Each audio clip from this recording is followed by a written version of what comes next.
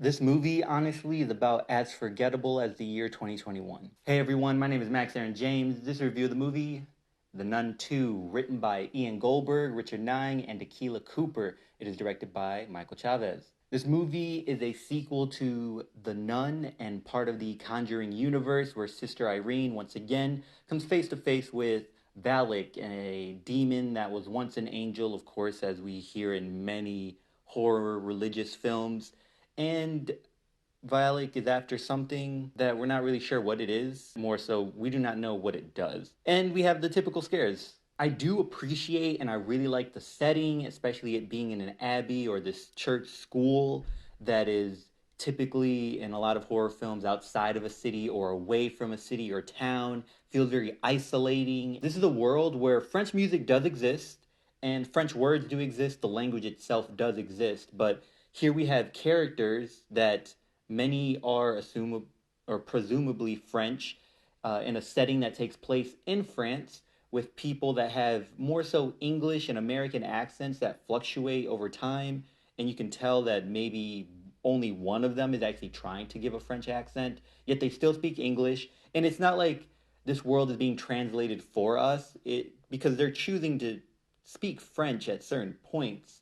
I've always had this issue with a movie taking place elsewhere, but they're not necessarily translating the language, opposed to they're just giving them these accents of that region, what they think is that region, and it's like we can't read subtitles. That's a minor, I think that's a nitpick because I think most people don't care if it takes place somewhere else. They just want to hear the accents and still it be in their language. So, whatever, I guess. So Valak has been on a Euro trip between this movie or between the first movie and this one, stopping at different churches and taking out different people that believe, I guess. And there is a connection, but it's not strong enough to really explain certain things. A nun takes her life and a priest is burned.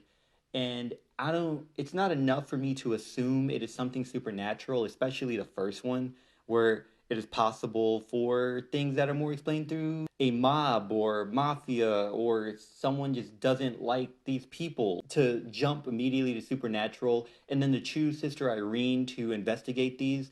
I wonder and I question why Sister Irene? Why did they choose her? Why are they doing this? Why now? Why? There are just so many questions that left unanswered, but not in a way that makes it more intriguing or interesting, more of why did I watch this? I do appreciate some jump scares, but there's a certain point where you can clearly see them set up, and I see people, including myself, having an issue with jump scares being set up too obviously or being given too many jump scares in a single film that it becomes tiring and you stop liking them at a certain point. And it's not like they don't know how to develop tension or build suspense or to even make a scare that is not a jump scare. There is one scene that I think is the scariest or most frightening scene in this movie where they do not have a loud score. They do not make a loud noise to add to the scare. They just pan the screen following a character and there's Valak. And I thought that is good. Honestly, I don't know why, but I was expecting this movie better than it was. Maybe because of all the criticism towards the first one, and maybe them recognizing, maybe we should do better. And Keela Cooper, who gave us Malignant and Megan, and is giving us Megan 2.0. But the story is just by her, and I don't know how much she wrote, but she's, at the bottom of the writing credits, so maybe not as much. We have lead characters that are pretty much immune to death, pretty much plot armor, because the nun is over here taking over bodies, moving things with its powers or mind, and even breaking necks with the finger, which the Valak does in this movie, but chooses not to do so when it comes to these characters that really are not important or of value to Valak. For Valak to choose not to take their lives, it's clearly plot armor. Especially Storm Reed's character, who I'm not sure why she's really here. Reed is a good actor and has had a good year so far. Being in The Last of Us and being the lead character in Missing, which I think was a good movie. And I think she can lead a movie. And after being here and being placed as a sidekick, I feel she deserves better. I will say she is breaking boundaries as being the first character of color in the Conjuring universe. Jonas Bloquet is also a good standout, and I say standout lightly. Bloquet, I can tell he is trying, and he's a good actor here. I think he does really well with his character and what is expected of him. But considering the characters are very plain, there's no surface level, the story itself is paper thin. It's hard to really stand out or shine in these movies, no matter how much of an effort you're putting in. Like other supernatural films, horror films, the entity that is terrorizing these people chooses at the in the final act to go all out, moving things, creating other monsters, taking people's lives, hunting everyone at once, just causing mayhem. And at this point, the main characters have discovered or figured out how to stop this monster or potentially stop it. And so I'm wondering why now, when you could have done a lot of these things earlier, when people had no idea what was going on. And I mean, they didn't even help you. These main characters, it wasn't like the main characters were used to figure out what Valak wanted or where it needed to go. It just chose now to do these things. And that's another gripe, which could be considered minor, but I think that just goes again to the lack of story or consideration when telling a story, when writing a script. I mean, it's not even the director's fault at this point. We also have writers needing characters to lose all common sense when seeing or hearing something unnatural or out of the ordinary.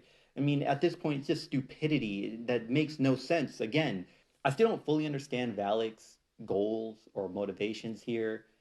Valak is after the eyes of Saint Lucy, the blind saint, and or saint of the blind. And there's no explanation as to why Valak wants this, what the eyes do, how the powers are given. None of that's explained, and we just have to go with it. And they even note it. A character says we don't know what the eyes do, and I think that was just for the writers to cover themselves for we have no idea what it could do either. I will say I do appreciate that there were a couple scenes in the trailer that are misdirects or lies where the scenes were reshot for the movie and something else happened, or they had something else happen altogether from that same scene. And that's something I do appreciate sometimes when they do that in trailers, just to bring you in and then steer you a different direction because they don't want you to spoil the movie. But that was not enough to make this movie better.